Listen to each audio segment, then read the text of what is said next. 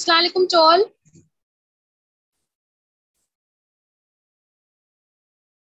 Hello. Yes ma'am.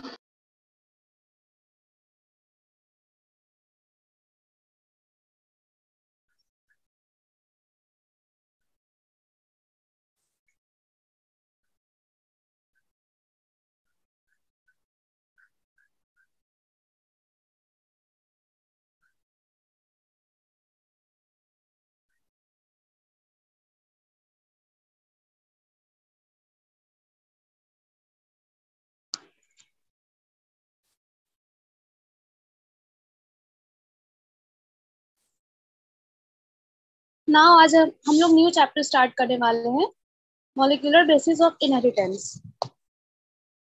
क्या आप सब लोग जानते हैं कि इस चैप्टर में हम क्या पढ़ने वाले हैं?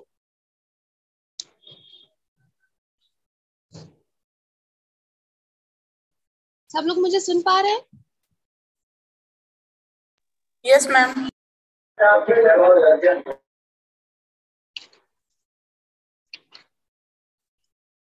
ना इस चैप्टर के बारे में हम क्या पढ़ेंगे?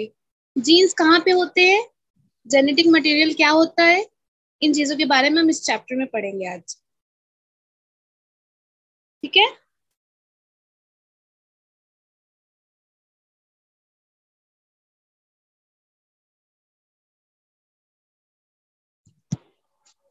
सबको मेरी स्क्रीन दिख रही है ना? Yes ma'am. ओके। सबसे पहले डीएनए। डीएनए यानी deoxyribonucleic acid and RNA यानी ribonucleic acid are the two types of ribonucleic acid found in living system।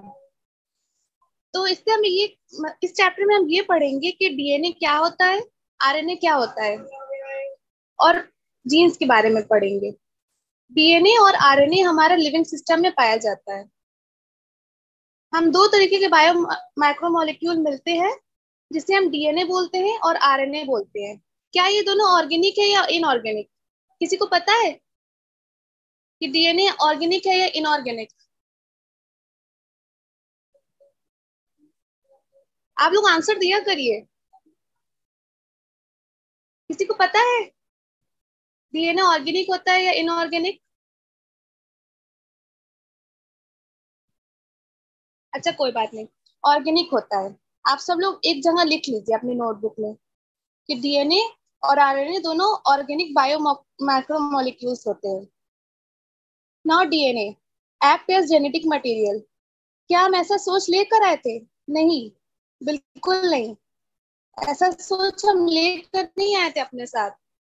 हमने प्रूफ किया, सारे एक्सपेरिमेंट्स किए, उससे हमने प्रूफ किया कि डीएनए क्या होता है और डीएनए जेनेटिक मटेरियल होता है, ये हमने प्रूफ किया। जो साइंटिस्ट आए उन्होंने इस बात का प्रूफ किया एक्सपेरिमेंट से, अपनी थ्योरी से, कि डीएनए हमारा जेनेटिक मटेरियल होता है और वो जेनेटिक मटेरियल की तरह हमारे बॉडी में एक्ट करता है। और आरएनए भी हमारा जेनेटिक मटेरियल है, जो कुछ वायरसेस में भी पाया जाता है। और उसके एग्जांपल्स हैं जैसे कि हमारा रेट्रोवायरस। रेट्रोवायरस में हमें आरएनए मिलेंगे, और हमारे एचआईवी यानी कि ह्यूमन इम्यूनो डिफिशियंसी वायरस में भी हमें मिलेंगे, और कोविड में भी। अगर एग्जांपल इज कोविड, जिसमें हमें आरएनए मिलते हैं। आरएनए के क्या फंक्शंस होते हैं?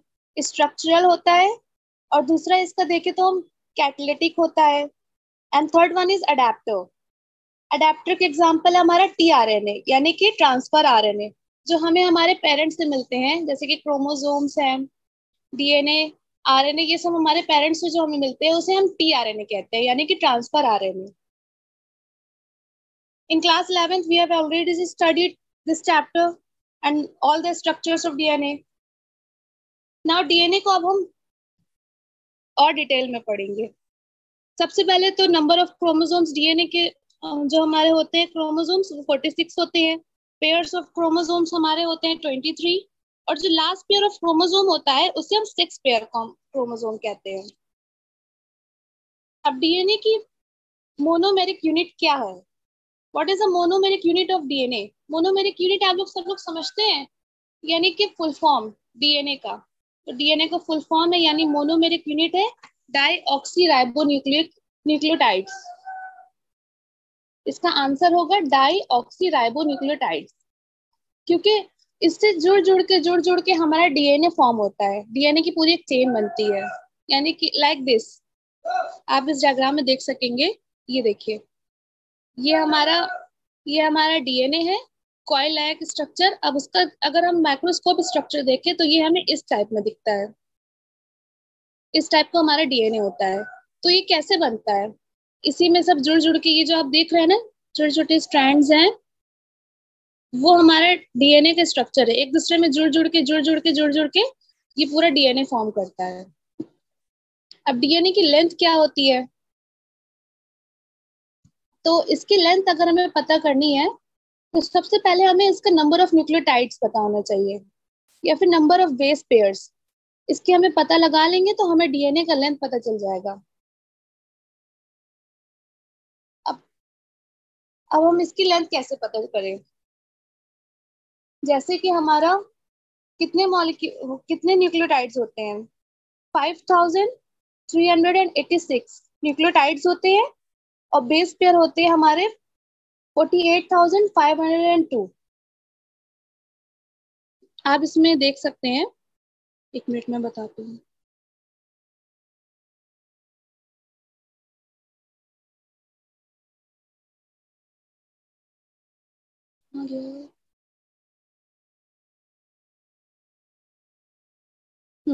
ये देखिए, the length of DNA is a characteristic. तो अब हम इसके बारे में पढ़ेंगे कि इसकी लेंथ हम निकाले तो निकाले कैसे। नीट में सबसे ज्यादा पूछे जाने वाले ये क्वेश्चन है, इजी क्वेश्चन रहता है, बस उसको इतना घुमा के पूछा जाता है कि बच्चे कंफ्यूज हो जाए और आंसर में उनको कंफ्यूजन हो और सही से आंसर नहीं लगा पाए। तो आप लोग इस बात का ध्यान रखिएगा कि लेंथ इसकी कैसे निकालनी है, अभी मैं बता रही हूँ।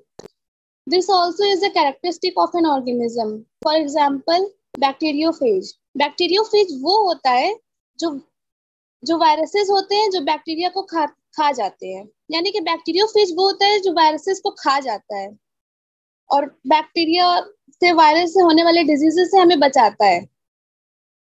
अब बैक्टीरियोफेज से अगर बैक्टीरिया को अपने आप को बचाना है तो इनके पास इनबिल्ट एक मैकेनिज्म होते हैं जिसका नाम रिस्ट्रिक्शन एंजाइम होता है। ठीक है, बैक्टीरियोफेज एक वो बैक्टीरिया, आप अच्छे से जान लीजिए, बैक्टीरियोफेज एक वो बैक्टीरिया होता है जो वायरसेस को खा जाता है, जिसकी वजह से हम डिजीजेस से हम बच जाते हैं, हमें डिजीजेस नहीं होती है। और अगर बैक्टीरिया को अपने आप को बचाना है उसको खाने से, तो वो एक मैकेनिज्म का यूज करेंगे जिसका नाम रिस्ट्रिक्शन एंजाइम होता है। और रिस्ट्रिक्शन एंजाइम को एच बोयर ने डिस्कवर किया था। यही रिस्ट्रिक्शन एंजाइम जो है बैक्टीरिया को वायरस के इन्फेक्शन से बचाएंगे। तो इसके अंदर कितने न्यूक्लियोटाइड्स होते हैं, ये देखिए, 5386 न्यूक्लियोटाइड्स होते हैं और 48,502 बेस होते हैं, बेस पेयर्स होते हैं। अगर बेस पेयर्स इतने हैं तो न्यूक्लियोटाइड कितने हैं, तो यहाँ हम क्या करेंगे, नंबर ऑफ न्यूक्लियोटाइड्स यानी कि 48,502 को 2 से मल्टीप्लाई कर देंगे, और 2 से मल्टीप्लाई करने पे इसका जो आंसर आएगा, यानी इसका आंसर आएगा 97,004। हाँ 97,004 आएगा। आप लोग सब लोग एक बार मल्टीप्लाई करके देखिए, 48,502 को 2 से मल्टीप्लाई कर दीजिए, तो उसका जो आंसर आएगा वही हमारा आंसर होता है जो नीट में पूछा जाता है कि नंबर ऑफ न्यूक्लियोटाइड्स अगर इतने हैं तो बेस पेयर कितने होंगे। बेस पेयर जो है वो एक पेयर होता है, तो हमें बेस पेयर का निकालना है। बेस पेयर 48,502 है, उसको 2 से मल्टीप्लाई करिएगा। इस बात को अच्छे से एकदम याद कर लीजिए। अब ई कोलाई का 44,610 बेस पेयर्स होते हैं, तो उसको भी हम ऐसे ही करेंगे। हमारे नीट में सबसे ज्यादा क्वेश्चन यही पूछा जाता है, सबसे इम्पोर्टेंट लाइन है बेस पेयर की कि कैसे न्यूक्लियोटाइड्स निकाले जाते हैं।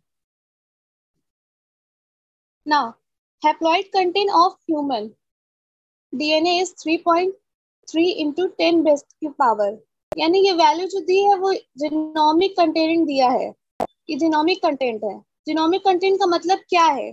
Haploid set of chromosome. Genomic content का मतलब क्या है कि ये हैप्लॉइड सेट ऑफ क्रोमोसोम है, यानी कि बहुत सारे हैप्लॉइड हैं जो क्रोमोसोम में हैं। तो यहाँ पे इसकी वैल्यू होगी 3.3 into 10 to the power into 10 to the base pair. वहीं पे अगर मैं डिप्लॉइड की बात करूं, अगर नीट में डिप्लॉइड पूछ रहे हैं तो क्या करें, हम कैसे निकालेंगे इसका आंसर? तो 3.3 जो हमारा हैप्लॉइड का दिया था वैल्यू, 3.3 इंटू, ये देखिए इसमें 6.6 दिया है। हाँ, इसमें 6.6 दिया है, लेकिन यहाँ पे 3.3 होगा। 3.3 इंटू 10 टू द पावर 9, इसको हम 2 से मल्टीप्लाई कर देंगे। अब उसका जो आंसर आएगा वही हमारा करेक्ट आंसर है। नीट में 2 क्वेश्चन बहुत ज्यादा पूछे जाते हैं। सबसे पहला कि नंबर ऑफ न्यूक्लियोटाइड्स कितने हैं, तो नंबर ऑफ न्यूक्लियोटाइड्स हम क्या करेंगे, मैं यहाँ पे लिख देती हूँ।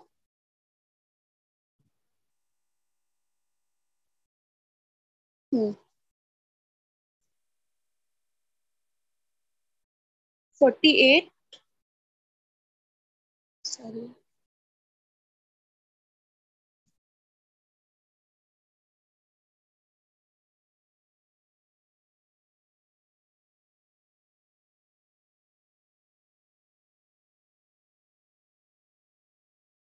ठीक है, मैं यहाँ पे लिख देती हूँ 48,502 को 2 से मल्टीप्लाई करेंगे हम। ये हमारा नंबर ऑफ न्यूक्लियोटाइड्स है, नंबर ऑफ न्यूक्लियोटाइड्स है हमारे। ठीक है, आप समझ जाइएगा इसको देख के। ये हमारे नंबर ऑफ न्यूक्लियोटाइड्स हैं। इसको मल्टीप्लाई करके जो हमारा आंसर आएगा वही हमारा आंसर है। इसको तो हम अच्छे से रट लीजिए। नंबर ऑफ न्यूक्लियोटाइड्स हमारे 48,502 हम 2 से मल्टीप्लाई कर दीजिए। और डिप्लॉइड में अगर पूछेंगे तो 3.3 into 10 to the power 9 multiplied by 2, ये हमारे डिप्लॉइड का अगर पूछते हैं तो ये आंसर होगा। It asks the entire set of chromosomal material inside the DNA of human. Now, structure of polynucleotide chain. अब polynucleotide chain क्या होते हैं? पॉली मतलब इसके चेन बनते हैं, और न्यूक्लियोटाइड मतलब मोनोमर है। ये पॉली मतलब आप समझ जाइए अच्छे से कि पॉली से हमारे चेन बनते हैं, जिससे पॉलीन्यूक्लियोटाइड चेन कहते हैं, और न्यूक्लियोटाइड्स मोनोमर होते हैं। ठीक है,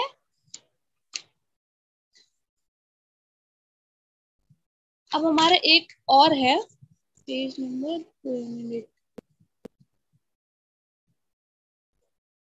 देखिए ये होते हैं हमारे बैक्टीरियोफेज। बैक्टीरियोफेज यही होते हैं जो बैक्टीरिया को खा जाते हैं, जिससे हम डिजीजेस नहीं होती, हमें इन्फेक्शंस नहीं होते हैं। ये हमारे बॉडी में रहते हैं, जिसकी वजह से हम डिजीजेस से फ्री रहते हैं। इस पर प्रोटीन की कोड होती है। ये इसका हेड है, इसकी नेक है, ये इसकी शीथ है, और ये कोर है, और ये टेल फाइबर्स है, और ये हमारा डीएनए है। इसके अंदर डीएनए प्रेजेंट होता है, जिसकी वजह से हम वायरसेस से, इन्फेक्शन से, सारे डिजीज से बच जाते हैं हम। ठीक है, और डीएनए हमारा रिसर्च पहले जो साइंटिस्ट थे जिन्होंने किया था, उनका नाम ग्रिफ था। ग्रिफ्स फर्स्ट साइंटिस्ट थे, उन्होंने डीएनए पर रिसर्च किया था। मतलब डीएनए की खोज उन्होंने ही किया था। सबसे पहले अगर हमें डीएनए के बारे में पता चला है तो ग्रिफ्स ने बताया हमें। डीएनए की खोज उन्होंने ही किया है, वरना उनसे पहले किसी को भी नहीं पता था कि हमारे बॉडी में डीएनए भी होता है, और डीएनए होता है तो क्या होता है। ग्रिफ्ट ने क्या किया था कि उन्होंने एक माउस लिया था और उसको जो है इंजेक्ट किया था। पहले उसके सेल्स निकाले, उसको माइक्रोस्कोप में देखा तो उन्हें लगा कि ये कुछ कॉइल जैसा है, जो अजीब सा लैडर जैसा दिख रहा है। तो जब उन्होंने उसकी रिसर्च किया तो उसका नाम डीएनए रख दिया। तो सबसे पहले उन्होंने माउस से ये किया था। उसके बाद उन्होंने माउस को, उसमें आरएनए डाला और बहुत सारे जीन्स अपने से डाल दिए, मतलब दूसरे माउस के लेके डाल दिए, और उन्होंने इससे इस बात का पता लगाया है कि हमारी बॉडी में डीएनए क्या होते हैं, उसके क्या फंक्शंस होते हैं, और हमें किस किस चीजों से, कौन से डिजीज से बचाता है। लेकिन उन्होंने जब वो माउस को दोबारा इंजेक्ट किया और जीन्स दूसरे के डाल के, तो उस माउस की डेथ हो गई थी, क्योंकि बहुत ज्यादा डीएनए की वजह से, बहुत ज्यादा जीन्स की वजह से माउस की बॉडी बर्दाश्त नहीं कर पाया और उसकी डेथ हो गई थी।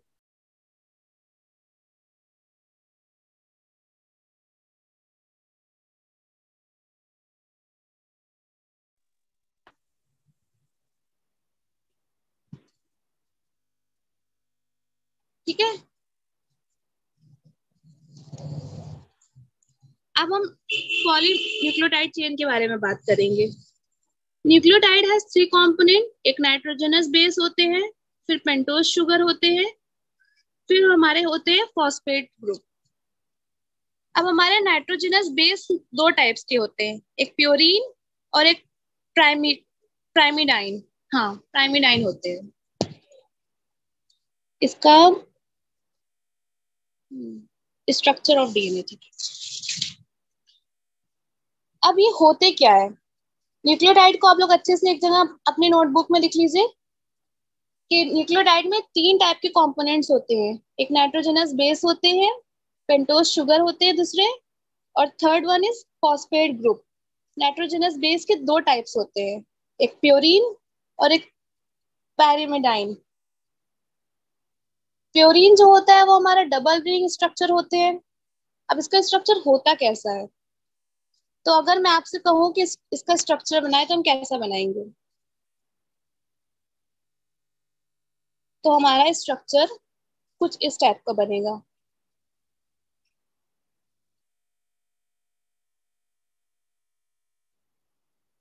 सबको स्क्रीन दिख रही है ना?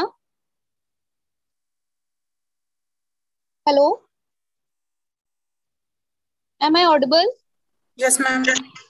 ओके, सबको स्क्रीन दिख रही है ना? आप लोग कुछ जवाब नहीं देते हैं। दिख रही है, दिख रही है ठीक, मैम मुझसे। Okay okay.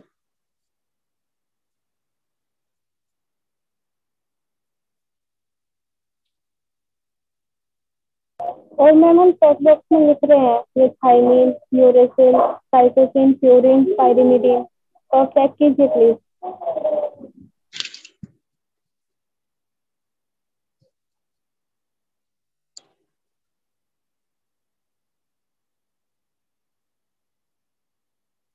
इस तरह के आपके बनेंगे प्यूरीन के स्ट्रक्चर। अभी मैं कंप्लीट कर रही हूँ इसे।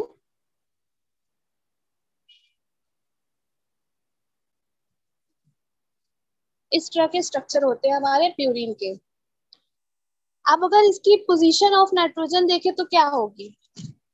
तो हमारा यहाँ से स्टार्ट होगा 1 2 3 4 5 6 7 8 एंड 9।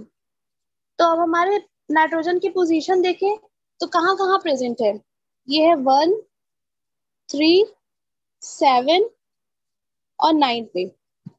देखिए हमारे 1 पे है एक नाइट्रोजन, फिर दूसरा है 3 पे, फिर तीसरा है 7 पे, and fourth one is on 9। तो हमारे चार जगह पर है नाइट्रोजन। ये हमारा प्योरीन का स्ट्रक्चर।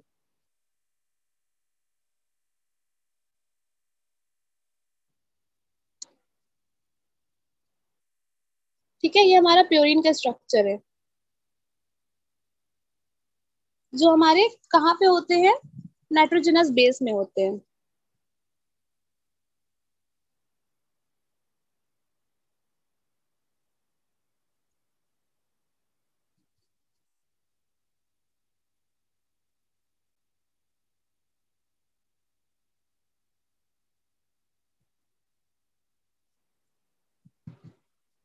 तो ये हो गया हमारे प्योरीन।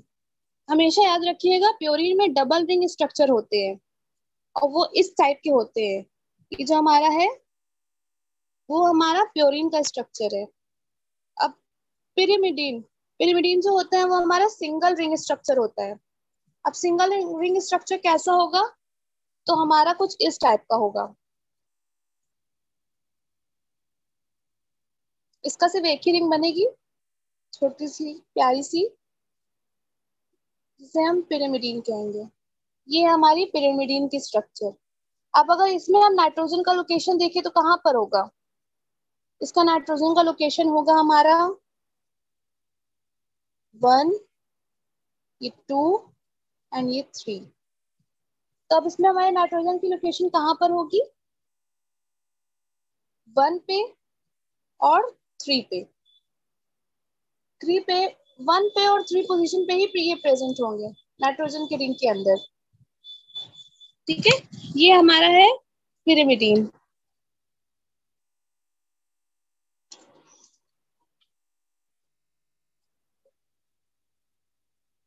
ये हमारा पिरिमिडीन है।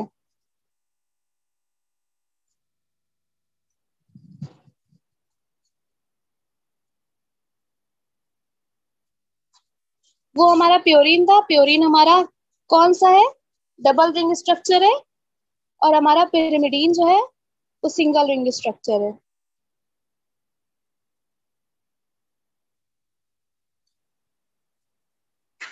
ठीक है, एक बार आप लोग सब लोग बताइए, प्योरीन कौन सा है स्ट्रक्चर हमारा।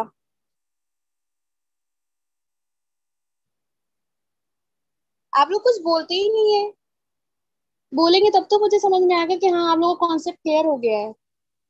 गलत बोलिए सही बोलिए, लेकिन एटलीस्ट बोलिए। बताइए, प्योरीन हमारा कौन सा स्ट्रक्चर है, डबल या सिंगल। डबल है मैम। और पिरिमिडीन,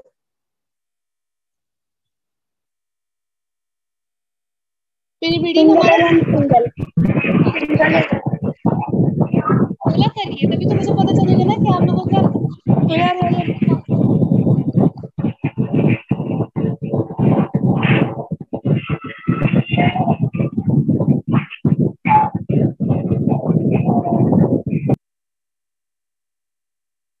नाउ अब हमारा नेक्स्ट क्वेश्चन है कि इज देयर एनी हेट्रोसाइक्लिक और होमोसाइक्लिक, टेल मी एवरीवन।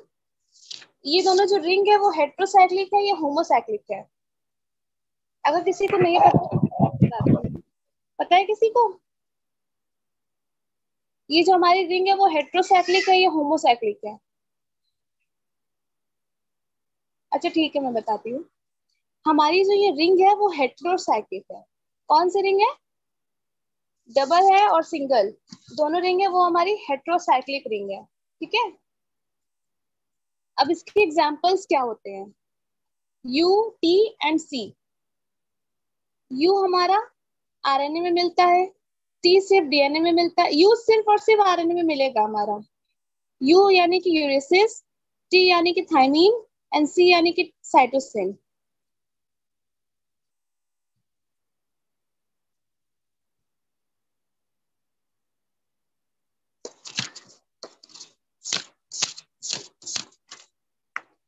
ठीक है, यू यानी कि हाँ, यू यानी कि यूरेसिस, टी यानी कि थाइमीन एंड सी यानी कि साइटोसिन। टी हमारा सिर्फ और सिर्फ डीएनए में मिलेगा, यू हमारा सिर्फ और सिर्फ आरएनए में मिलेगा, और साइटोसिन जो होगा वो आरएनए और डीएनए दोनों में मिलेगा। तो प्योरीन अगर पिरिमिडिन दोनों में हेट्रोसाइक्लिक है, प्योरीन और पिरिमिडिन दोनों हेट्रोसाइक्लिक है, याद रखिएगा सब लोग। Both becomes example of heterocyclic rings. Now pentose sugar का मतलब क्या है, इसमें टोटल नंबर ऑफ कार्बन इसके रिंग में कितने होंगे। तो जो रिंग है फ्यूरिनोज टाइप की है या प्यूरिनोज टाइप की है, किसी को पता है कि पेंटोज शुगर की रिंग जो होती है वो फ्यूरिनोज होती है कि प्यूरिनोज होती है। आप लोग केमिस्ट्री नहीं पढ़ते लगता है सही से, ये पूरा चैप्टर केमिस्ट्री पे बेस्ड है। अब मुझे यही लग रहा है कि आप लोग केमिस्ट्री ठीक से पढ़ते नहीं है। सर आप लोग के इतने मेहनत से पढ़ाते हैं लेकिन आप लोग नहीं पढ़ते हैं, मुझे लग रहा है।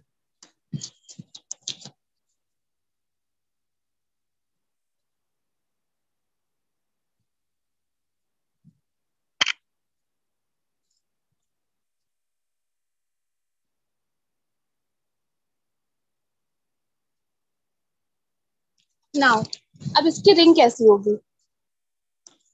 देखो मैं आप लोग को बता दूं कि पेंटोज शुगर जो होते हैं वो हमारे फ्यूरेनोज होते हैं। पेंटोज को ऐसे याद रखना कि फोर फोर से आप लोगों को हमेशा याद हो जाएगा कि ये फ्यूरेनोज है। फोर फोर नहीं, फोर फोर माने फ्यूरेनोज। ओके, फोर माने फ्यूरेनोज। ठीक है, इससे हमें ये याद रहेगा कि पेंटोज शुगर जो होते हैं वो हमारे फ्यूरेनोज होते हैं।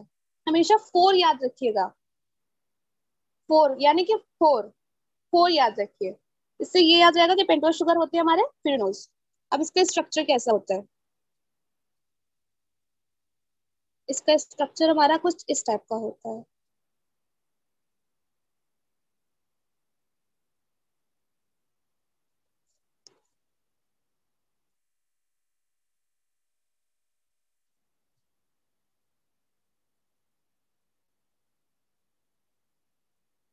CH2OH एंड OH, फिर यहाँ पे ये H होंगे, ये H होंगे, ये भी H होंगे और ये OH होंगे हमारे, और ये हमारे OH होंगे और ये हमारे H होंगे। ठीक है, कुछ इस टाइप का स्ट्रक्चर बनता है हमारा पेंटोज शुगर का। अब इस तरह की रिंग को हम क्या बोलते हैं? पेंटोज शुगर जो फ्यूरेनोज टाइप की रिंग है। अब यहाँ पे ये जो दो H हैं, OH हैं, ये OH और ये OH, इस दोनों OH को हम कहते हैं सिस। क्या बोलेंगे? सिस। ठीक है, सिस जो होते हैं वो हमारे बीटा राइबोज होते हैं। 4 कार्बन की रिंग है, ये देखिए 1 2 3 एंड ये 4, हमारे 4 कार्बन की रिंग है जिसमें 4 OH हैं। 2 OH ऊपर के जो होते हैं उसे हम सिस बोलते हैं। सिस मतलब होता है beta ribose, beta ribose sugar. अब इसको हम ऑलवेज, ये हम हमेशा किस में प्रेजेंट रहते हैं? तो RNA में। अब मैंने DNA क्यों नहीं बोला? क्योंकि जब तक इसमें ये 2 OH रहेंगे, जब तक हम इस 2 OH को रिमूव नहीं कर देंगे, तब तक ये RNA कहलाएगा। जहां इसमें डाई ऑक्सी लगा तो ये DNA कहलाएगा। यानी कि ये बीटा राइबोज होते हैं जो सिर्फ RNA में प्रेजेंट होते हैं। ये वाला जो स्ट्रक्चर है ना आपका, वो सिर्फ RNA में प्रेजेंट होगा। इन ऑक्सीजन को हम रिमूव नहीं करेंगे। मान लीजिए हमने इन दोनों ऑक्सीजन को, ये जो OH दोनों है ना, ये दोनों OH जो है हमने इन्हें रिमूव कर दिया। अब इन्हें रिमूव करने कर दिया तो हमें 2 प्राइम बीटा डाईऑक्सी राइबोज मिलेंगे। ठीक है, 2 prime beta deoxyribose sugar मिलेंगे। This is a sugar which you always find in the case of DNA। ठीक है, सिस को हम क्या बोलते हैं? सिस को हम बोलते हैं बीटा, बीटा राइबोज शुगर।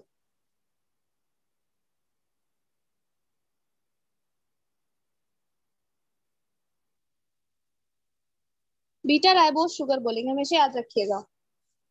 सिस हमारा कहाँ प्रेजेंट होता है?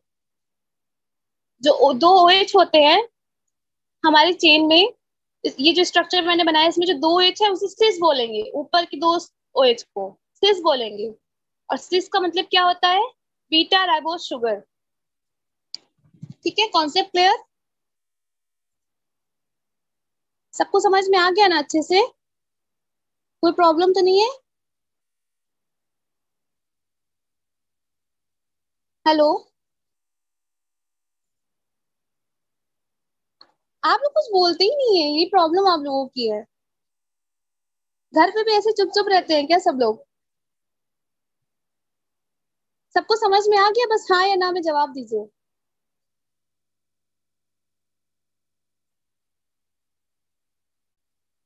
हेलो,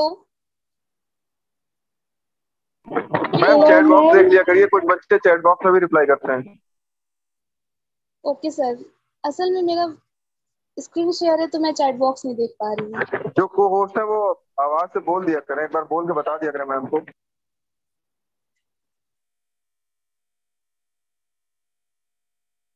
ठीक है, मैं समझ जाऊंगी कि आप लोगों को समझ में आ गया है।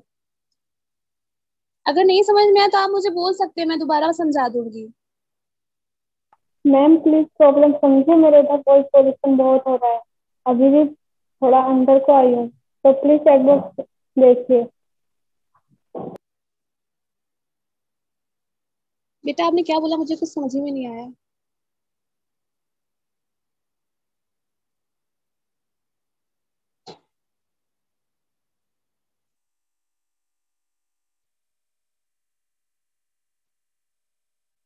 अच्छा मैं एक बार फिर से समझा देती हूँ, चलो। हमारा पेंटोस शुगर जो होता है वो फ्यूरिनोस टाइप की रिंग होती है, ठीक है।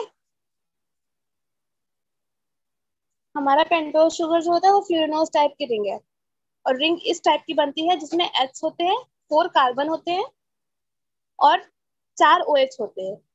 ऊपर के जो 2 OH होते हैं उसे हम सिस बोलते हैं। सिस यानी कि हमारा बीटा राइबोस शुगर। बस इसमें इतना ही है, ठीक है। और अगर हम एक चीज और, कि ये जो हमारी रिंग होती है वो आरएनए में प्रेजेंट होती है, डीएनए में नहीं। अगर हम ऊपर की 2 OH को रिमूव कर देंगे तो वहां से ऑक्सीजन हट जाएगा, तब वो डीएनए में प्रेजेंट होगी। इसमें समझने के लिए बस इतना ही है, ठीक है।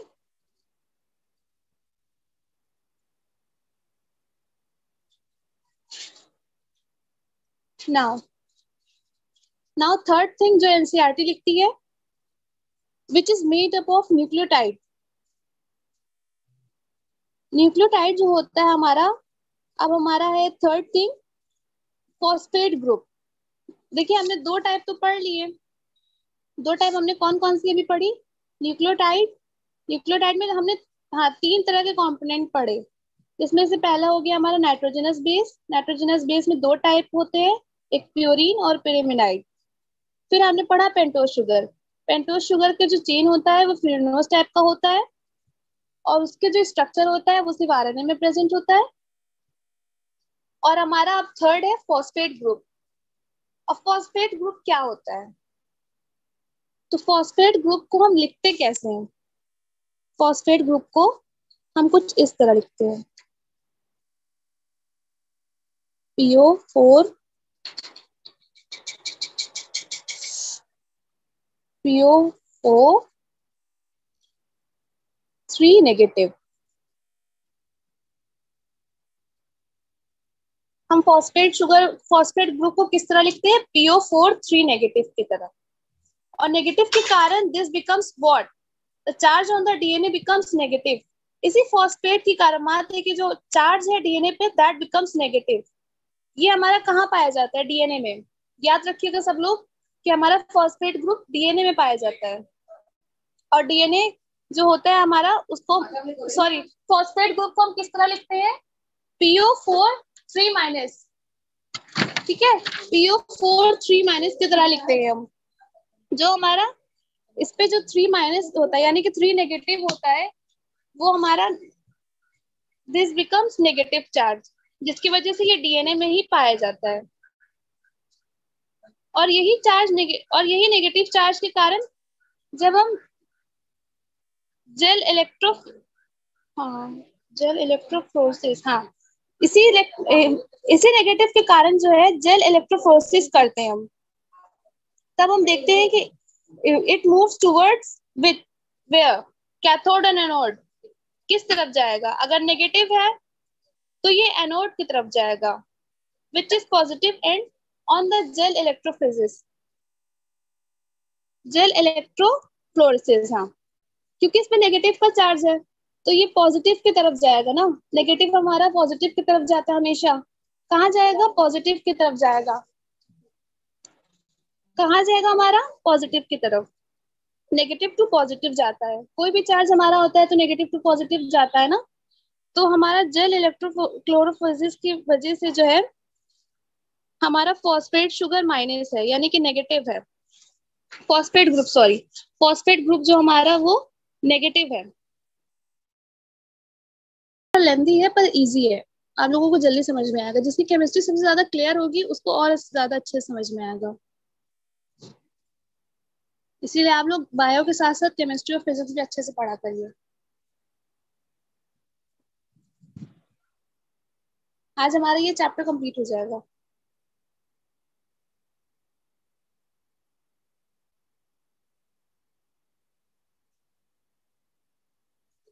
मैंने यहाँ तक पढ़ा दिया है फॉस्फेट ग्रुप तक। अब हमारा 2 ही टॉपिक बचा है जिसे मुझे कंप्लीट करना है।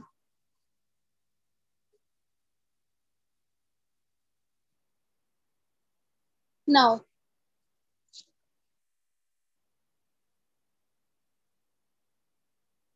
देखिए, कुछ इस तरह के स्ट्रक्चर हमारे होंगे नाइट्रोजनस बेस के, यानी जो ग्लूकोसाइड के स्ट्रक्चर हमारे ग्लूकोसाइड लिंकेज में भी पाए जाते हैं। पेंटोज शुगर यानी राइबोज शुगर, ठीक है। पेंटोज शुगर को ही हम राइबोज शुगर कहते हैं। पेंटोज शुगर और राइबोज शुगर के बीच का जो रिश्ता होता है ना, उसे हम एन ग्लूकोसाइड लिंकेज कहते हैं। क्या कहते हैं? N glucoside linkage.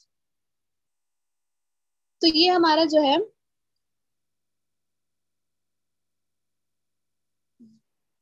हमारा ये जो स्ट्रक्चर है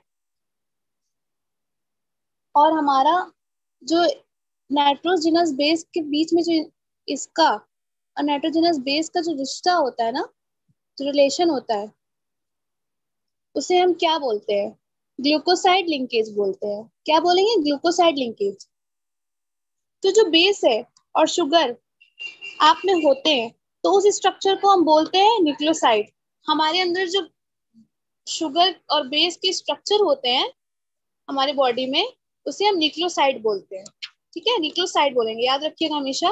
न्यूक्लियोसाइड शुगर प्लस बेस होते हैं, ये हमको पता है। एडेनोसाइन एक न्यूक्लियोसाइड होता है जो सिर्फ आरएनए में मिलता है। अब ये आरएनए में क्यों मिलता है? एडेनोसिन जो है वो एक न्यूक्लियोटाइड है, वो आरएनए में क्यों मिलता है? क्योंकि उसमें ऑक्सीजन नहीं होता है, इस वजह से। अब डाईऑक्सी एडेनोसिन की बात करें तो हम, ये भी एक न्यूक्लियोसाइड होता है, बट ये न्यूक्लियोसाइड आपको डीएनए में मिलेगा क्योंकि उसमें डाईऑक्सी लगा है। अगर डाईऑक्सी लगा होगा कहीं पे भी तो समझ जाइए कि वो डीएनए है। और राइबो न्यूक्लिक है तो आरएनए है, तो सबको पता है क्योंकि फुल फॉर्म ही डीएनए का आप लोग जानते हैं, डाईऑक्सी से स्टार्ट होता है। तो डाईऑक्सी अगर कहीं पे भी देखेंगे तो डीएनए, और राइबो न्यूक्लिक देखेंगे तो आरएनए। ठीक है।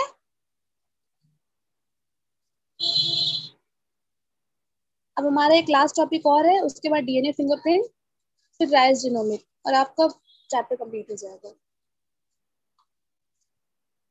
Now guanosine. ग्वानोसिन न्यूक्लियोसाइड में, ग्वानोसिन न्यूक्लियोसाइड हमें कहाँ मिल रहा है? आरएनए में। आप लोग अपनी कॉपी निकालिए, कॉपी में इस बात को नोट कर लीजिए, तो हमेशा के लिए याद रहेगा। ठीक है, सब लोग तैयार? जी मैम आप प्लीज एनसीईआरटी से पढ़ा दीजिए चैप्टर को, एनसीईआरटी लाइन टू लाइन। आपके पास जो बुक है वो हमारे पास नहीं है। प्लीज आप, जो हमारे पास सभी स्टूडेंट के पास है, वो बुक डाउनलोड कर लीजिए, उसका पीडीएफ। आपके पास सर्विस है? मैम एनसीईआरटी है 11th 12th की, जो चाहिएगी नीट के लिए वही है। हाँ, आपके तो पास तो रेफरेंस बुक है। क्या है आपकी बुक का नाम? क्या है? मेरी बुक का नाम न्यूटन है। आपकी बुक का क्या नाम है? Ma'am biology NCERT text book, कोई नेम नहीं है इसका, यही है ओरिजिनल एनसीईआरटी। ठीक है, तो मैम मैं सीबीएसई बोर्ड के स्कूल्स में जो चलती है, सीबीएसई बोर्ड में एनसीईआरटी होती है सिर्फ, इसका नाम नहीं होता है। मैम आप इसका पीडीएफ डाउनलोड कर लीजिए, तो आप हमें लाइन टू लाइन पढ़ा दीजिए। मतलब इतना बड़ा चैप्टर आपने आज ही शुरू किया और आज ही कंप्लीट कर रही हैं। हमें बहुत टाइम लगेगा क्योंकि बहुत बड़ा है, उसको पढ़ना है सारा लाइन टू लाइन। ठीक है, तो आज मैं आप लोगों को ऐसे ही पढ़ा देती हूँ, कल मैं एनसीईआरटी से अच्छे से लोड हाँ मैं करके ये आपको सही रहेगा, आज आप ऐसे ही कर दीजिए और कल फिर हमें लाइन टू लाइन बता दीजिए। काफी बड़ा चैप्टर है ये।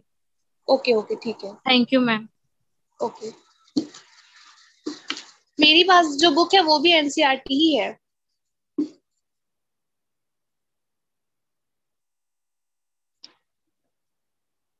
ठीक है, तो आप लोग इस बात को नोट कर लीजिए, अपनी नोटबुक निकाल लीजिए और इसे नोट कर लीजिए। यूनिसाइन जो होता है, यूनिसाइन न्यूक्लियोसाइड जो होता है वो हमें आरएनए में मिल रहा है, वो आरएनए का पार्ट है। आरएनए क्यों है? क्योंकि डाईऑक्सी नहीं लग रहा है इसके साथ, इसी वजह से ये आरएनए है। वहीं पर अगर डाईऑक्सी यूनिसाइन लगे तो यहाँ पर बात करें न्यूक्लियोसाइड, न्यूक्लियोसाइड जो होता है वो हमारे डीएनए में मिलेगा। साइटिडाइन की बात करें तो ये साइटोसाइन में मिलेगा। ये आपका न्यूक्लियोसाइड होता है जो आपके आरएनए में मिलेगा, और यूनिडाइन आरएनए में मिलता है। इसी तरह से आप लोग जो है अपनी बुक में हर चीज मार्क करते चलिए। आपकी बुक होगी तो उसमें ये सब तो दिया ही होगा यूनिसाइन के बारे में। ठीक है, तो आज मैं आप लोगों को इससे पढ़ा देती हूँ, कल मैं इंशाल्लाह लोड करके आप लोगों को लाइन टू लाइन एक चीज पढ़ा दूंगी। Now DNA fingerprint. अब हमारा डीएनए फिंगरप्रिंट क्या होता है? DNA fingerprint is a very quick way to compare the DNA sequence of any individual.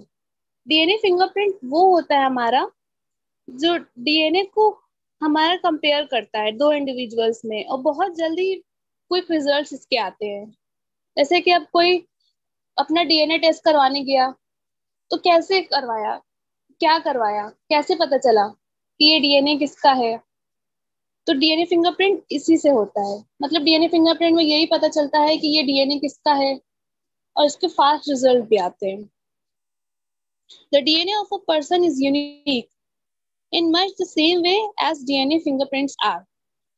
There are 23 pairs of human chromosome with 1.5 million pairs of genes. तो ये तो मैंने अभी आपको बताया था कि 23 pairs of chromosome होते हैं, जिसमें 1.5 million pairs होते हैं हमारे genes के। As you are all aware that genes are segments of DNA which differ in the sequence of their nucleotides.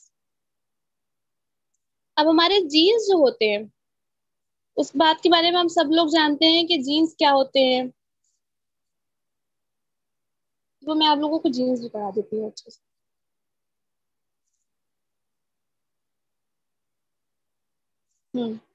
Jeans, अब इसकी डेफिनेशन क्या है?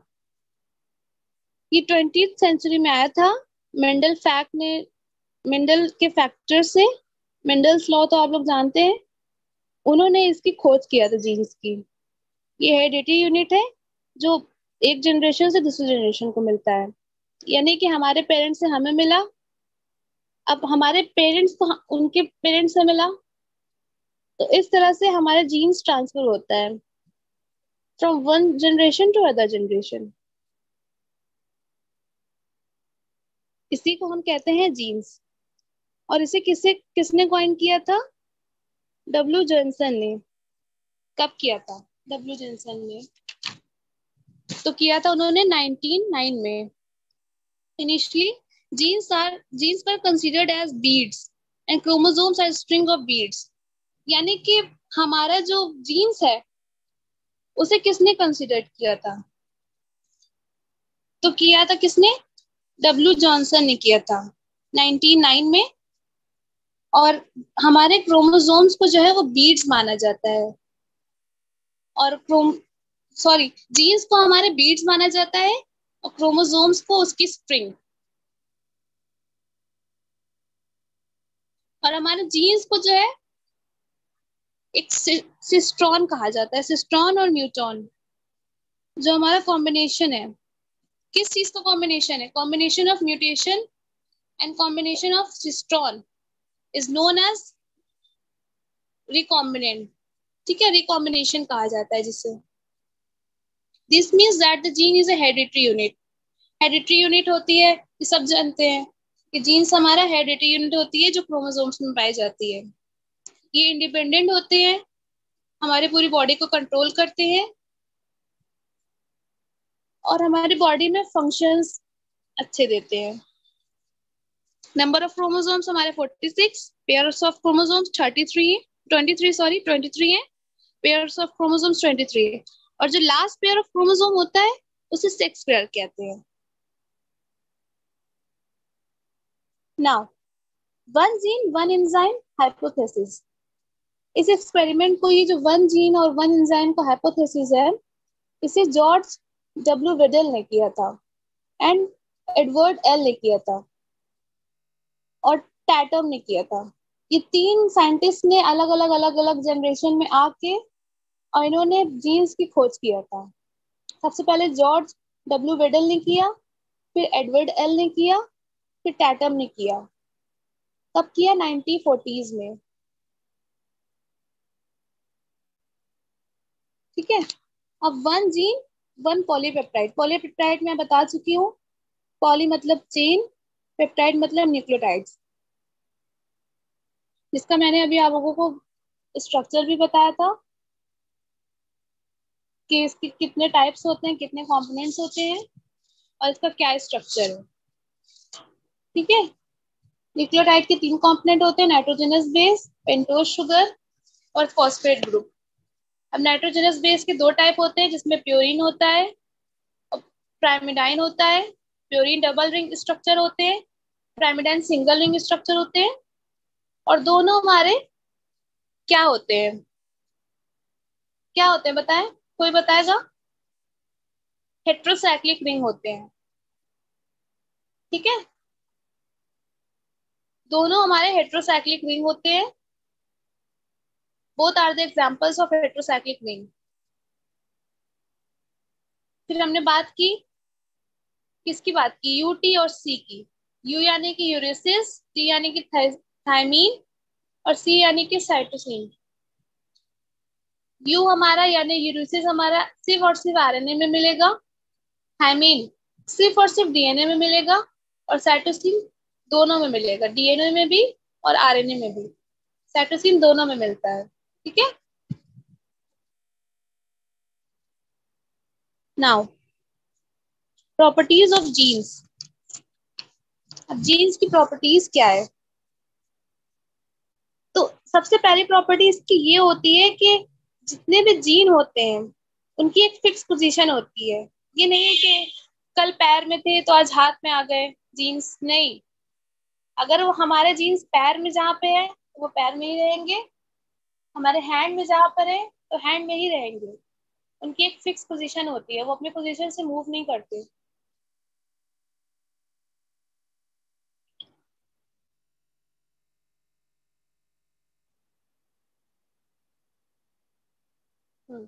उनकी एक फिक्स पोजीशन होती है, वो अपनी पोजीशन से कभी मूव नहीं करते हैं।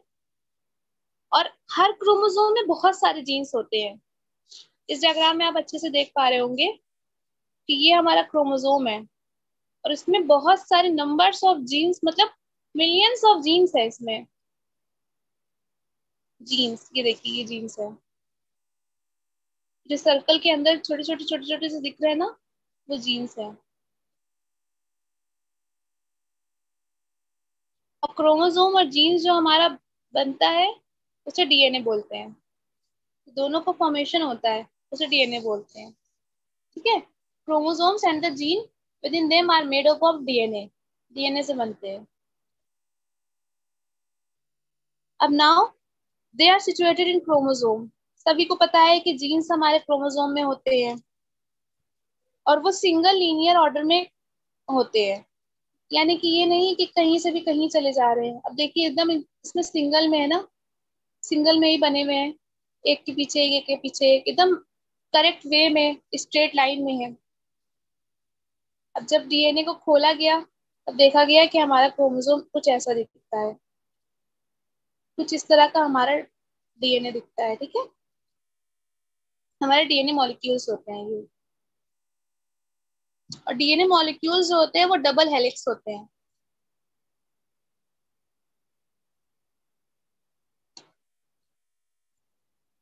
Now functions of genes. अब जीन्स के फंक्शंस क्या होते हैं? अच्छा, एलिस ऑफ अ जीन्स का मतलब होता है अल्टरनेट पेयर ऑफ जीन्स। ठीक है।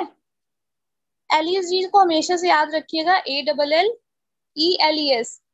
एलिस जीन्स को हम क्या बोलते हैं? Alternate pair of genes. मतलब कभी कभी हमारे बॉडी में कुछ जीन्स किसी भी वायरसेस की वजह से या वो बहुत ज्यादा स्मोकिंग या अल्कोहल की वजह से अगर कुछ डिस्ट्रॉय हो जाते हैं तो कुछ जीन्स हमारे बॉडी में एक्स्ट्रा होते हैं, जिसकी वजह से हमें फौरन उस जीन्स को रिकवरी मिल जाती है। functions of genes. It should be able to replicate and be inherited by a progeny faithfully. It should be able to carry all functions necessary to program the function of a cell. अब genes के function ये होते हैं कि वो सारी information के मतलब वो एबल होता है कि सारी इंफॉर्मेशन को कैरी करे और हमारी बॉडी को सही फंक्शन दे। जैसे कि हमारा हार्ट का सही टाइम पे धड़कना और कितना देर धड़कना और प्रॉपरली वर्क करना, ब्लड सर्कुलेशन प्रॉपरली होना, ब्रीथिंग में कोई प्रॉब्लम नहीं आना, तो ये सब हमारे फंक्शंस होते हैं जीन्स के। जीन्स की वजह से हमें राइटिंग रीडिंग खूब अच्छी आती है। जैसे हमारे पेरेंट्स में से किसी एक को, जैसे हमारे मम्मी या पापा, किसी एक को राइटिंग बहुत अच्छी बनानी आती है, बहुत अच्छी राइटिंग करते हैं, तो उनकी जीन्स हमारे अंदर आए, तो उनके जीन्स से हमारे अंदर भी ये टैलेंट आया कि हम राइटिंग और रीडिंग या उनकी जो भी हॉबी बहुत अच्छी है, तो कहते नहीं है कि एज मदर एज डॉटर या एज सन एज फादर एज सन। क्यों ऐसा बोलते हैं? क्योंकि हमारे पेरेंट्स के जीन्स हमें मिलते हैं, तो उनके अंदर जो खूबी है वो कुछ थोड़ी बहुत हमें भी तो मिलेगी ना, तभी तो हम जो है उनकी जैसे करते हैं काम। तो लोग कहते हैं कि जैसे मम्मी है वैसे बच्चा भी है, जैसे पेरेंट्स है वैसे बच्चे भी हैं, इसी वजह से कहा जाता है क्योंकि उनके जीन्स हमें ट्रांसफर हुए, तब उनकी कुछ हॉबीज कुछ टैलेंट हमारे अंदर भी आए। तो कभी कभी हमारे पेरेंट्स ये भी कहते हैं कि इनके दादा के या दादी की जीन्स नहीं सॉरी इनके दादा की या दादी के टैलेंट इनके अंदर दिख रहा है हमारे बच्चे में। या किसी भी कहते हैं, जब हम लोग किसी घर जाते हैं तो कोई ऐसा कहता है ना कि ये अपनी दादी से बहुत मिलता है या अपने दादा से बहुत मिलती है। तो ऐसा क्यों कहते हैं? क्योंकि उनके जीन्स कभी कभी हमारे पेरेंट्स में आए, पर हमारे पेरेंट्स में वो बहुत ज्यादा अच्छे से वर्क नहीं किए रहे, बहुत ज्यादा स्ट्रांग नहीं रहे, पर जब वो हमारे अंदर आए, हमारे दादा या दादी या नाना या नानी किसी के भी आए, तो कुछ सिमिलर हो जाते हैं, कुछ जीन्स बहुत स्ट्रांग हो जाते हैं जो हमारे दादा दादी के आ जाते हैं हमारे अंदर, और उनके टैलेंट हमारे अंदर दिखने लगते हैं। कभी कभी कहते हैं कि दादी से या दादा से या किसी भी हमारे ओल्ड से हमारा चेहरा थोड़ा सा मिलता है, आंखें बहुत मिलती है। तो ऐसे क्यों? जीन्स की वजह से होता है ऐसा। अब जीन्स का नेचर क्या होता है? After the establishment of gene concept, जब जीन कॉन्सेप्ट एस्टेब्लिश हो गया तो फ्राइडरिच माइसर ने जो है न्यूक्लियाई को और आइसोलेट कर दिया, यानी कि सेपरेट कर दिया। उसके बाद उसे ऑर्गेनिक कंपाउंड कहा। मैंने बताया था अभी कि ऑर्गेनिक कंपाउंड होता है डीएनए और आरएनए हमारा दोनों। क्या होता है? ऑर्गेनिक कंपाउंड होता है डीएनए एंड आरएनए बोथ। तो उन्होंने क्या उसे कहा? ऑर्गेनिक कंपाउंड को न्यूक्लियाइन कहा। क्या कहा? न्यूक्लियाइन।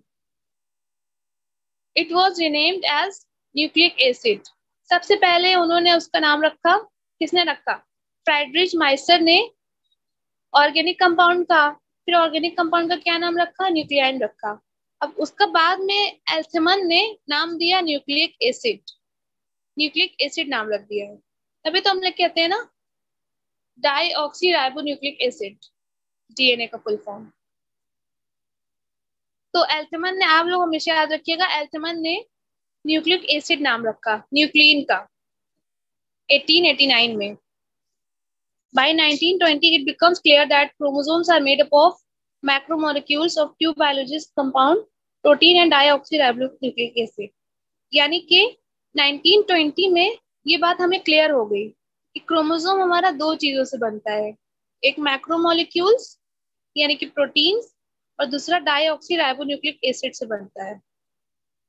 डाईऑक्सी यानी कि इसमें ऑक्सीजन नहीं होगा, और प्रोटीन, ये दो चीजों से हमारे डीएनए बनता है, सॉरी क्रोमोसोम बनता है।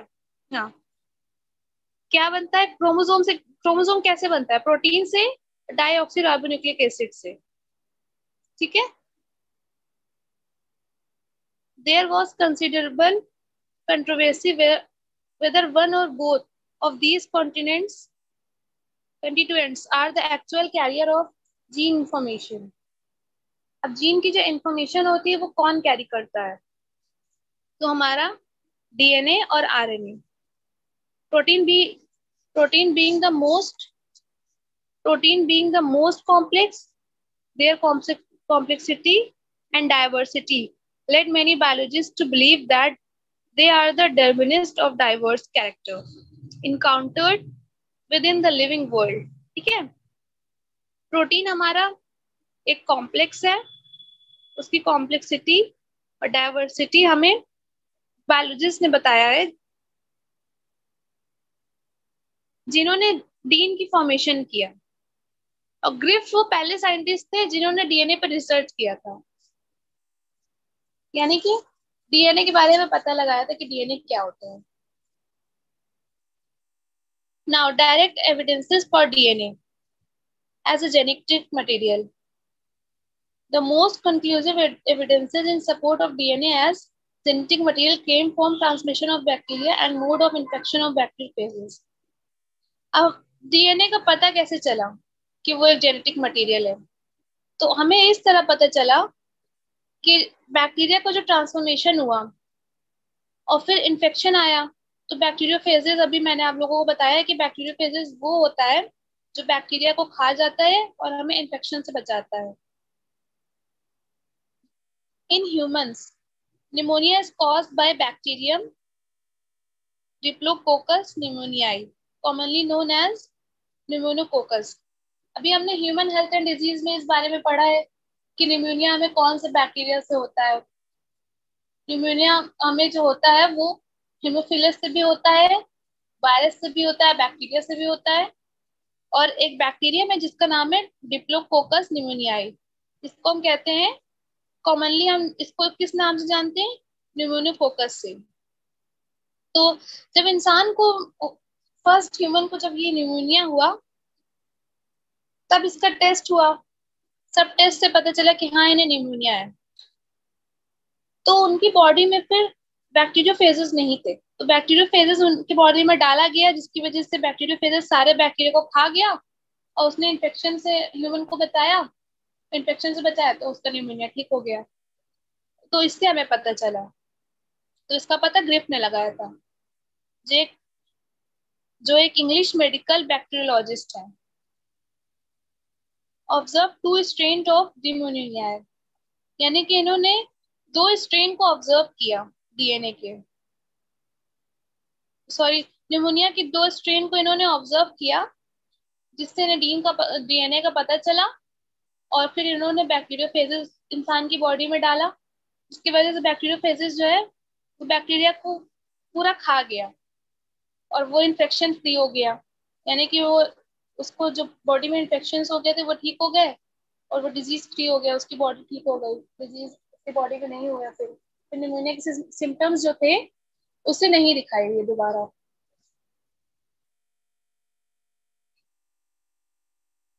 Now transformation sustains. Later, Oswald T. Edwerley, Colin, M. McColliot, and Maclean J. McCarthy, इन सब ने जो है 1944 में ग्रिफ्स एक्सपेरिमेंट को रिपीट किया, and in an in vitro system in order to identify the transforming substance responsible for converting an non-virulent into virulent type. They found that the DNA isolated from heat killed S cells when added to R cells change their surface character from rough to smooth and also made them pathogenic. But when the extract was treated with DNase, an enzyme which destroys DNA, the transforming ability was lost. Protease enzymes which destroy protein. ठीक है, तो इसमें यहाँ पे ये क्या बता रहे हैं कि इन्होंने सबसे पहले ट्रांसफॉर्मेशन सस्टेंस जब शुरू हुआ तो इन्होंने ग्रिफ्स एक्सपेरिमेंट को, ये 3 साइंटिस्ट थे जिन्होंने ग्रिफ्स एक्सपेरिमेंट को स्टडी किया और डिटेल में। फिर इन्होंने इन विट्रो सिस्टम निकाला। इन विट्रो सिस्टम में क्या किया इन्होंने कि नॉन विरुलेंट और विरुलेंट टाइप के डीएनए को, यानी कि एस सेल्स को और आर सेल्स को जो है ऐड किया, फिर इन्हें हीट किया। तो जब उन्होंने हीट किया तो क्या हुआ कि डीएनए जो था, डीएनए के एंजाइम जो था वो डिस्ट्रॉय हो गया, एकदम पूरी तरीके से खत्म हो गया, और प्रोटीन का जो एंजाइम्स था वो भी डिस्ट्रॉय हो गया। और ट्रांसफॉर्मेशन की एबिलिटी लॉस्ट हो गई, यानी कि एक जीन्स जो थे वो पेरेंट्स से उनके ऑफस्प्रिंग में नहीं आ पा रहे थे। जब डिस्ट्रॉय हो जाएंगे सब, डीएनए का जो मतलब फॉर्मेशन है जीन्स का एक से दूसरे में जाना, from one generation to other generation transformation, तो वो तो डिस्ट्रॉय हो गया। अब जब ना उसमें प्रोटीन के एंजाइम बचे ना डीएनए के एंजाइम बचे, तो वो एक से दूसरे में जाएगा ही नहीं।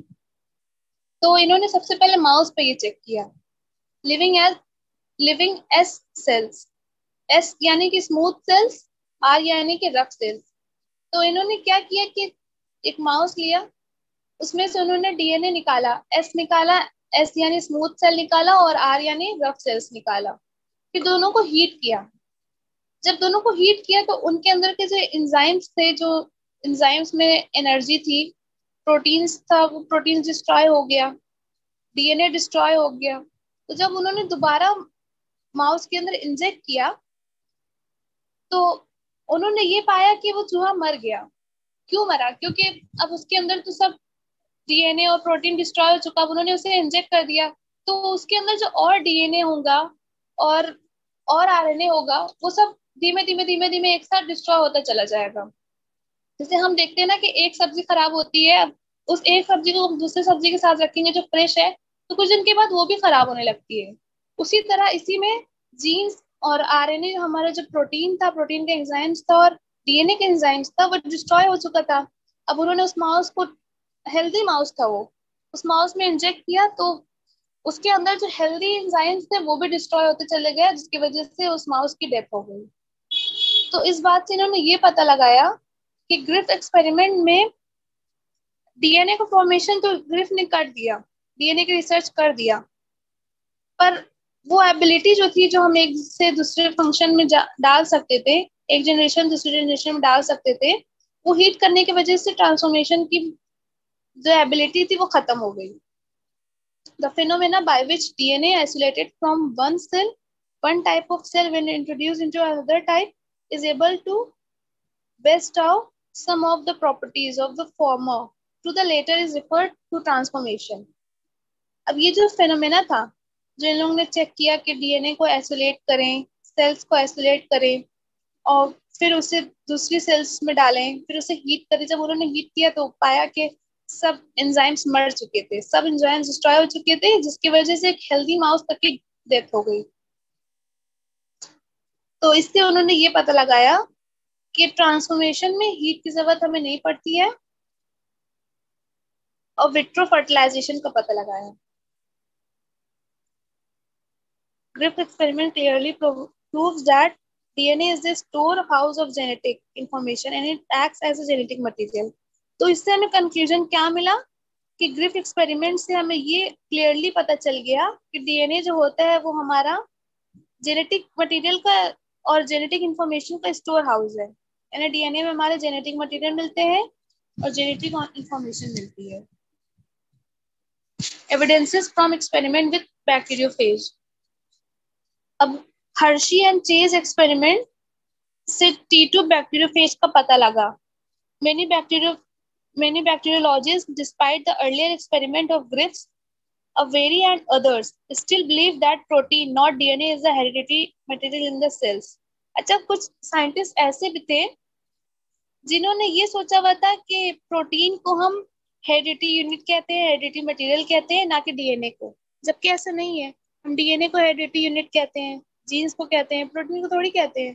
प्रोटीन तो उसके अंदर का एक कंपोनेंट है ना, उसे थोड़ी ना हम कहेंगे कि हेरिडिटी मटेरियल है।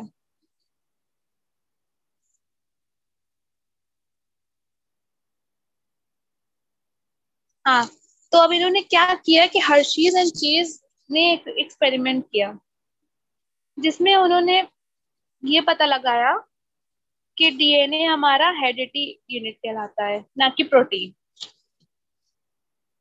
उन्होंने यही अभी मैंने बताया था आपको कि बैक्टीरियोफेज को उन्होंने एक इंसान की बॉडी में डाला, जिसकी वजह से वो सारे बैक्टीरिया खा गया, इन्फेक्शन से बचाया ह्यूमन को, और उस ह्यूमन का निमोनिया ठीक हो गया। तो इससे उन्होंने ये पता लगाया कि हमारा डीएनए क्या होता है, हेरिडिटी यूनिट होता है, हेरिडिटी मटेरियल होता है। ठीक है। Alfred D Hershey and Martha Chase इनका नाम था। हर्शी एंड चेज इनका एक्सपेरिमेंट का नाम था, बट इनका रियल नेम जो था वो दो साइंटिस्ट थे, इनका रियल नेम था Albert D Hershey and Martha chase. Hershey and chase का क्या है? हर्शी का है एल्बर्ट डी हर्शी और चेज का है मार्था चेज, जिन्होंने बैक्टीरियोफेज का एक्सपेरिमेंट किया था कंडक्ट, जिसने बैक्टीरिया पे अटैक किया था। ठीक है, और they attack as a common bacterium E coli in human digestive tract. तो ये जो बैक्टीरियोफेज था वो ह्यूमन की, देखिए ज्यादा से ज्यादा बीमारी हमारे डाइजेशन से शुरू होती है। अगर हमारा डाइजेशन वो वीक है, जल्दी कोई खाना डाइजेस्ट नहीं कर पा रहा है, तो हमारे बॉडी की मेन जड़ की शुरुआत वहीं से होती है, वहीं से सारी बीमारीज होती हैं, बड़ी भी और छोटी भी। कैंसर है और कम्युनिकेबल डिजीजेस है, नॉन कम्युनिकेबल डिजीजेस हैं, सब हमारे वहीं से स्टार्ट होते हैं। तो अगर हमारा डाइजेस्टिव सिस्टम लूज है तो बीमारी बहुत जल्दी हमें पकड़ेगी, क्योंकि डाइजेस्टिव सिस्टम लूज होगा तो हमारा खाना जल्दी डाइजेस्ट नहीं होगा, जिसकी वजह से इम्यून सिस्टम को अच्छे से वो स्ट्रेंथ नहीं मिलेगी, तो वो प्रॉपर वर्क नहीं करेंगे, और प्रॉपर वर्क नहीं करेंगे तो हम बीमारी से जल्दी जल्दी घिरेंगे। बहुत से लोग सुना होगा कि बहुत जल्दी बीमार पड़ रहे हैं, क्योंकि उनका डाइजेशन सिस्टम सही नहीं है, इम्यून सिस्टम को इतना ताकत मिल नहीं पा रही है कि वो बीमारियों से लड़े। जब बीमारियों से इम्यून सिस्टम लड़ नहीं पाएगा तो लोग जल्दी बीमार पड़ेंगे, और जल्दी बीमार पड़ने से इंसान की डेथ भी हो जाती है, और डॉक्टर भी इलाज बहुत अच्छा नहीं कर पाते जल्दी जल्दी बीमार पड़ने से। अब जिसका इंटेस्टाइन ही खराब हो गया, डाइजेस्टिव ट्रैक्ट सही से वर्क नहीं कर रहा है, तो कैसे ठीक होगा? तो दवा को भी डाइजेस्ट नहीं कर पाएगा जल्दी। तो यही होता है इसमें। तो हर्शीज एंड चेज जो है ये रियलाइज करते हैं, भैया तो ये जो है हमारे बारे में क्या बताते हैं कि बैक्टीरियोफेज हमारा होता है जो बैक्टीरिया को खा जाता है। नाउ न्यूक्लिक एसिड, टाइम क्या हो रहा है? ओके, हमारा टाइम आज का एंड हो गया क्लास का। नाउ हम नेक्स्ट सेशन कल का इंशाल्लाह स्टार्ट करेंगे, तो मैं आप लोगों का एनसीईआरटी वाला लोड कर दूंगी पीडीएफ। मैम अगर टॉपिक कंप्लीट करना हो कर दीजिए, सर कोई क्लास नहीं है। सर क्लास तो नहीं है ना? नहीं मैम क्लास नहीं है बिल्कुल। ओके सर, ठीक है। ठीक है, मैं आप लोगों को न्यूक्लिक एसिड पढ़ा देती हूँ, फिर मैं आज क्लास नहीं एंड करती हूँ। स्ट्रक्चर ऑफ आरएनए हमने पढ़ ही लिया है।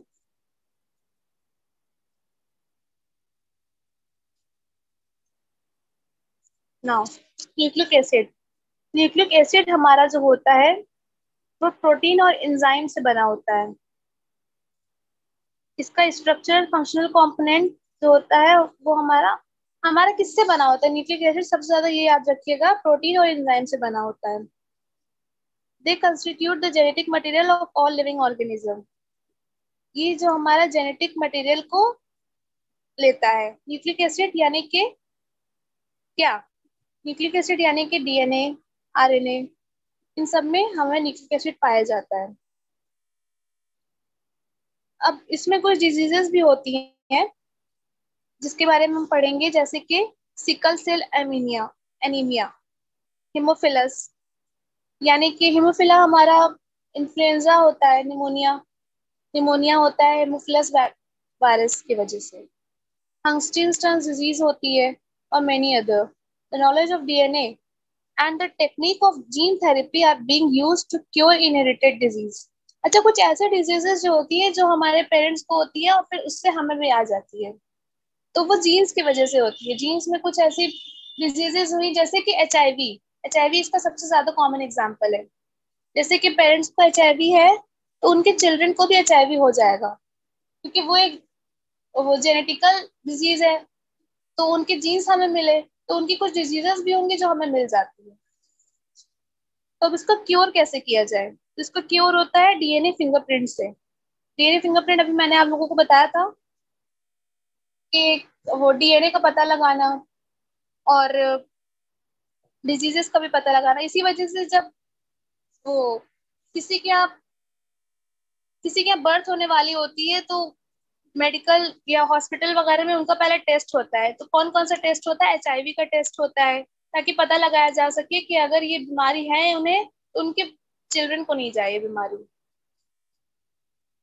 तो इससे हमें DNA फिंगरप्रिंट से हमें पता चलता है ये सब।